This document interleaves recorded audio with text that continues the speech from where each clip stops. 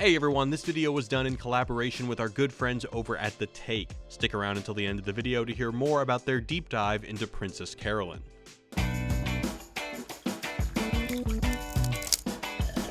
What's up, Wisecrack? Jared again. In case you missed it, two of our favorite shows in recent memory wrapped this year, The Good Place and Bojack Horseman. Now, on paper, these shows might seem very different. One's a feel-good show about a ragtag team of dead people trying to save everyone from member-flattening hell. Maybe if you score negative points on Earth, sorry, you blew it, enjoy having your penis flattened. While the other one is about, well, this prick. Maybe some of the troops are heroes, but not automatically. I'm sure a lot of the troops are jerks. But what if I told you that if you dig a little deeper, these shows actually approach the same philosophical topic from opposite perspectives? Oh, dip. As it turns out, both The Good Place and Bojack are preoccupied not just with death, but with how the big slumber gives meaning to our lives. So in the words of everyone's favorite Florida man, let's hook a Molotov cocktail at the thing and see what happens. Welcome to this Wisecrack Edition on 2 Ways to Die, The Good Place and Bojack Horseman, and as always, spoilers ahead. Now, for the uninitiated, The Good Place has a lot of twists and turns over its 4 seasons. The show started as a story about humans mistakenly ending up in heaven, only to surprise us with the revelation that their good place was, in fact, an intricate plot to torture them. But after getting a surprisingly good-looking demon on their side, hello, Silver Fox. The show follows the gang as they try to change the rules that govern the afterlife. That's because the current system is seriously broken. This is the problem with the current system. Live anything less than the most exemplary life and you are brutally tortured forever with no recourse. The cruelty of the punishment does not match the cruelty of the life that one has lived. To fix the problem, the judge, kind of like a pseudo-god with a daddy complex. Last time I checked, I didn't have a dad. That's why I'm attracted to all the father figures on the TV shows I watch. Wants to erase humanity and start from scratch, but the gang manages to convince her and the folks down in the bad place to adopt a new system. You die, go to the afterlife, and then go through a series of tests before you move on to heaven. At the end, you're given a sort of evaluation. Yeah, and the architects explain what you did badly, what you did well, and then you get rebooted and do it again, and again, and again until you ace it. All's well that ends well, right? Not so much. While the gang may have stopped all humanity from going to hell, that doesn't mean that heaven is all that great. In the words of Hypatia of Alexandria, on paper, this is paradise. All your desires and needs are met, but it's infinite. And when perfection goes on forever, you become this glassy-eyed mush person. Living forever is kind of its own hell. So Eleanor has a solution. The way to restore meaning to the people in the good place is to let them leave. In other words, for your afterlife to have meaning, you too must die, or in this case, cease to exist. The show wraps up with our heroes all doing what they need to feel at peace before shuffling off this immortal coil. Now, if you think it's strange that a show about the afterlife ends with everyone essentially dying, that's probably because you're not familiar with this guy. Mortality offers meaning to our lives, and morality helps navigate that meaning. Wait, what I think it says is that mortality offers meaning to the events of our lives. That dude right there is Todd May, who's not only a professor of philosophy, but also a philosophical advisor to the show with Pamela Hieronymi. It's May's book Death that actually provides the philosophical framework for the series ending. In it, May makes the bold claim that the fact that we die is the most important fact about us. For May, death provides a unique structure to our lives, with death subsuming all other facts about our lives. Without death, he argues, we would all lose a sense of meaning, and maybe even virtue. To prove the point, May asks us to consider Jorge Luis Borges' short story, The Immortal, which follows a man named Joseph Cartaphilus in search of a river that grants immortality. But when Cartaphilus finally drinks from the river and discovers his society of immortals, he's shocked to find that they're just apathetic husks of former humans. They barely talk, show strikingly little interest in others, and wander about in the literal ruins of their own civilization. If this sounds familiar to you, maybe that's because it reminds you of this delightful character in The Good Place, Paltyball. What's your favorite part about living here? I mean, it's perfect. We're all having orgasms literally all the time. I died a virgin, so that's real crazy. Because there's nothing that the residents of The Good Place haven't done or will not eventually do during that eternity, nothing provides them meaning or joy, even literal, constant, cosmic, orgasmic bliss, or go-karting with monkeys. Monkeys are the ideal go-kart opponents. They're funny enough to give the finger, but not smart enough to win. Perhaps worse, this unending life seems to also strip people of their identities. Hypatia of Alexandria, for example, becomes the exact opposite of an erudite ancient philosopher. She swaps her toga for an NFL jersey, goes by the name Patty, and has totally forgotten the name of her former profession. Are you, what's it called, a think book man? No, But it's not just our passions that eternity would numb.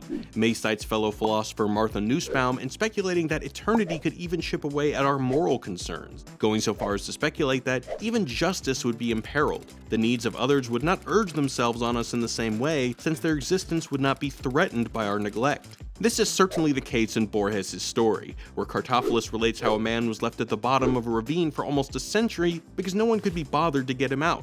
After all, why rush when you have until the end of time?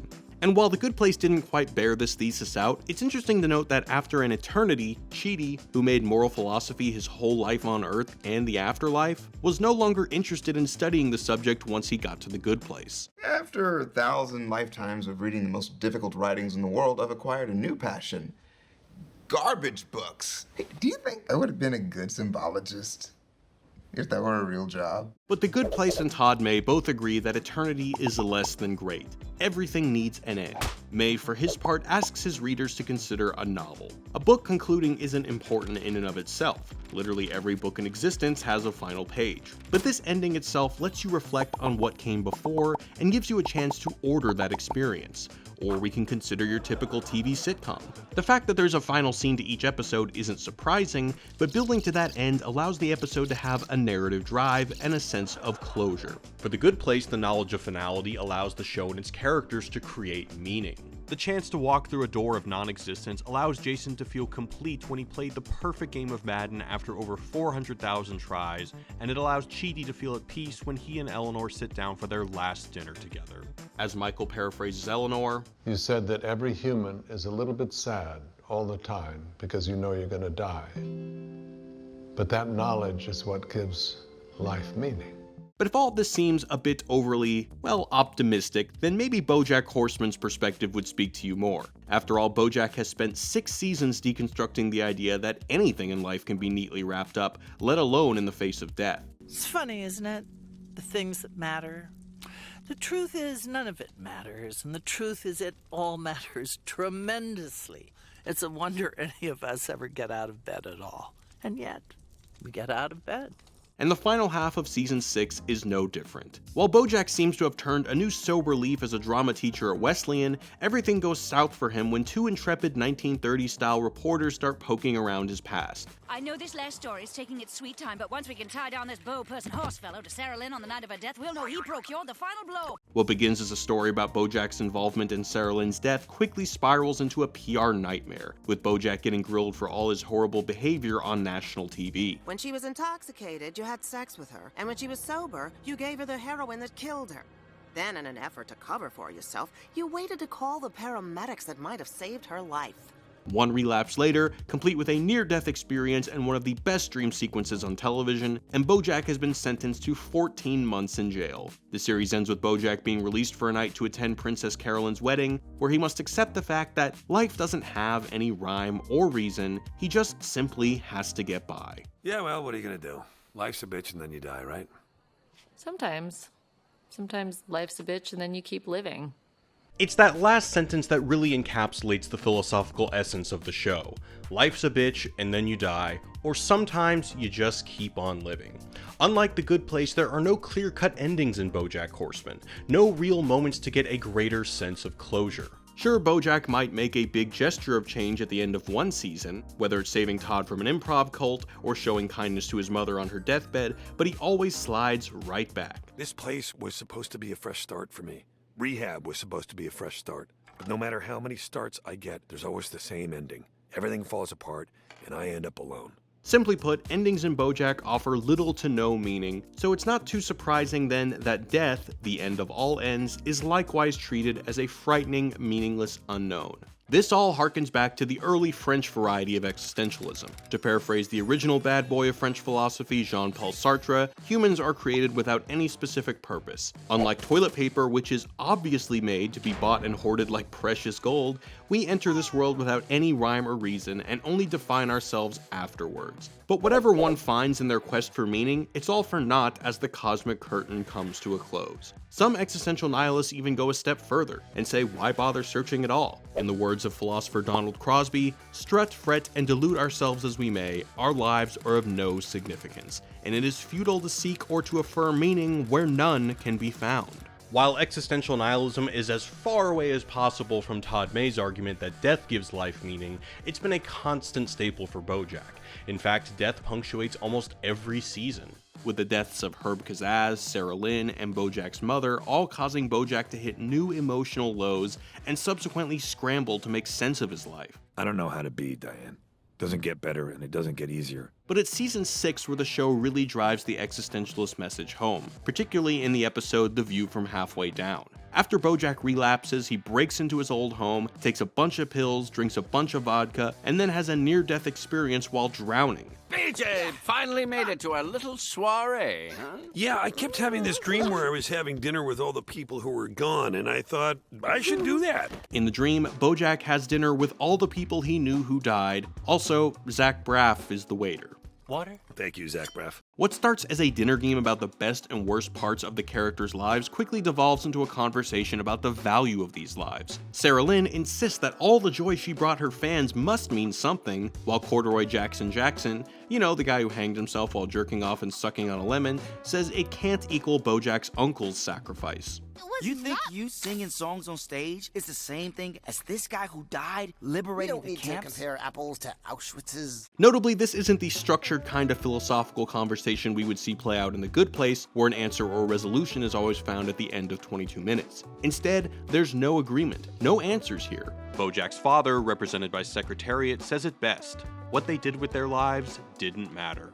All the time those people spent trying to do good or help people or be something, I did none of that shit. And yet here I am, same as them. Regardless of what they did on Earth or who they were, they all died. Any attempts to create meaning or to find peace were just desperation. Peace? That's someone trying to convince himself of something. Of what?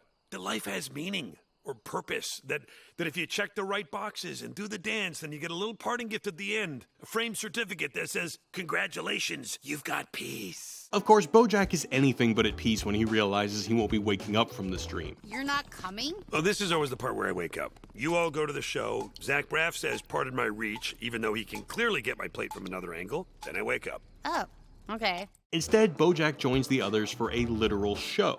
One by one, the characters perform an artistic rendition of their deaths. Sarah Lynn sings a song about how you shouldn't stop performing until you're dead. Corduroy, hangs himself. And Secretariat/Bojack's father reads a haunting poem about jumping off the bridge. Thrash to break from gravity.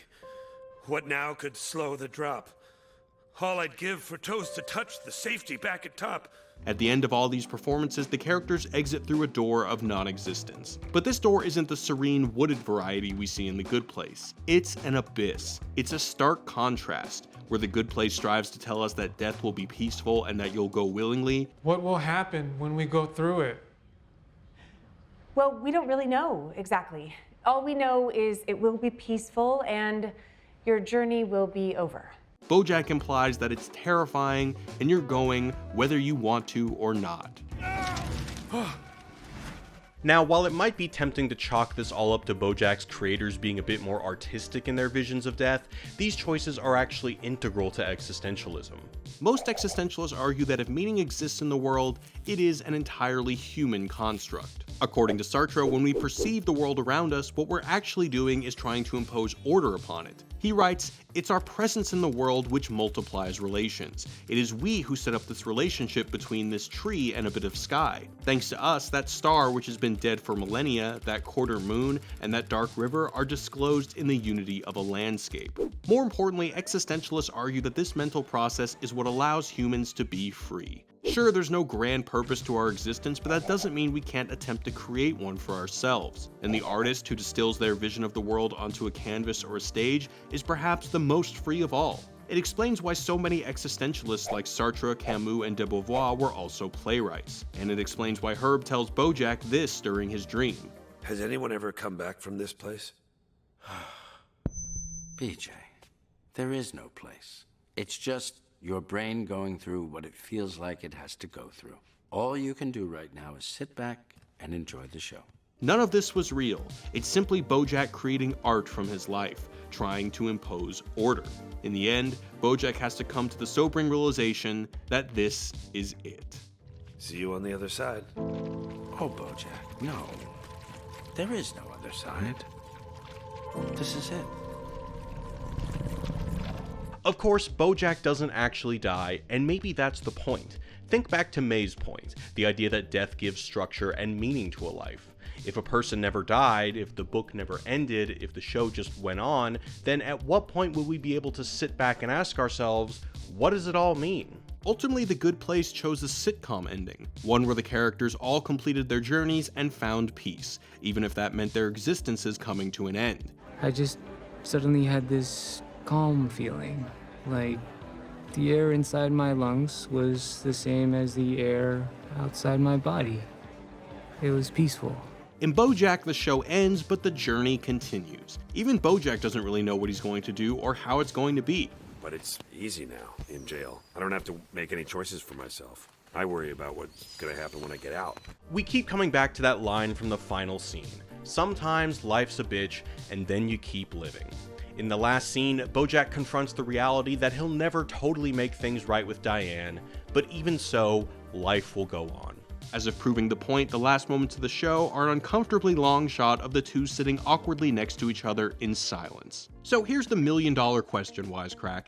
In asking how death affects life, why did The Good Place end on simple answers, and why did Bojack end with open questions? Strangely, I think the answer lies not necessarily in the shows themselves, but in their creators, and more importantly, their mediums. After all, The Good Place is the baby of Michael Schur, one of the most influential figures in American television. Schur cut his teeth on The American Office before creating Parks and Rec, Brooklyn Nine-Nine, and The Good Place. In other words, he's an honest-to-God sitcom genius. But sitcoms, as a form, have their own narrative demands. Dan Harmon said it best when he wrote that TV isn't selling revolution. It's selling a hygienic, relatable substitution for your own filthy, unmarketable humanity.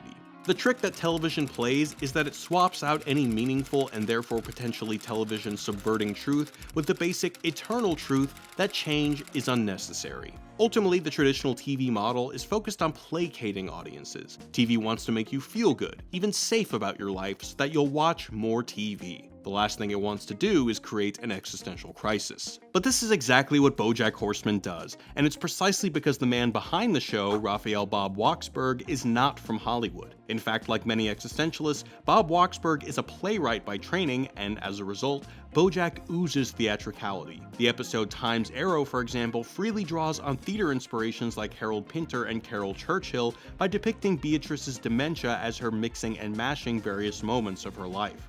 Another episode, Free Churro, is essentially a one-man show, a 20-minute monologue in which Bojack delivers a eulogy about his mother Beatrice. And it's also one of the top TV episodes of all time on IMDb.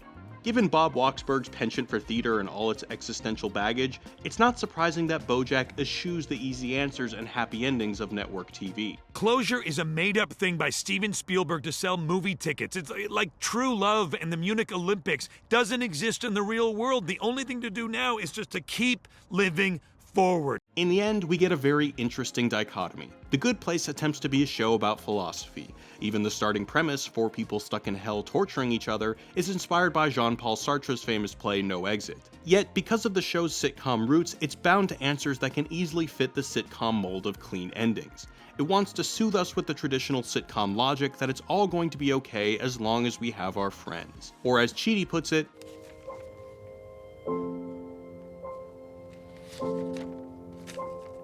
but maybe we should just be excited that any show, network television or otherwise, is willing to talk about Kant. What are you reading? The Metaphysics of Morals by Immanuel Kant.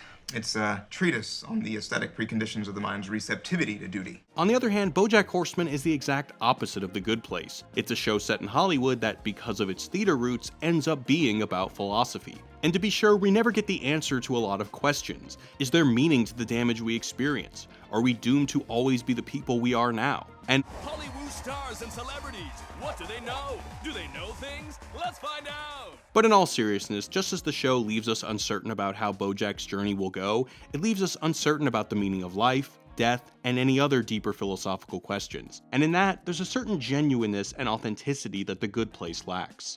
Still itching to learn about every nook and cranny of Bojack Horseman's genius? Be sure to check out the Takes video on the only person who somehow stayed friends with Bojack, Princess Carolyn. It explores the working woman trope she embodies and her unique relationship to storytelling. The Take has a ton of cool videos exploring the tropes that are everywhere in your favorite movies and shows. They've got a whole bunch of videos on The Good Place, Bojack, and my absolute favorite, The Matrix. Click here to check them out. Be sure to subscribe and tell them Wisecrack sent you. Thanks for watching, everybody. Peace.